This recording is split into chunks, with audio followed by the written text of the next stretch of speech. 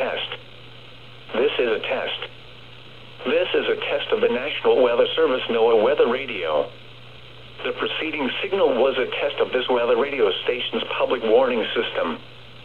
During potentially dangerous situations, specially built receivers can be automatically activated by the signal to warn of the impending hazard. Tests of the signal and receiver's performance are normally conducted by the National Weather Service between 10 a.m. and noon each Wednesday. If there is a threat of severe weather, the test will be postponed to the next available good weather day.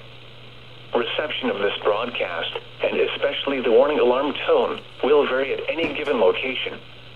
This variability, normally more noticeable at greater distances from the transmitter, can occur even though you are using a good quality receiver in good working order. The warning alarm tone will be activated for hazardous conditions.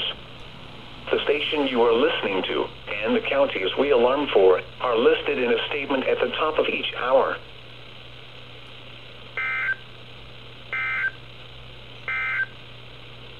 This is NOAA.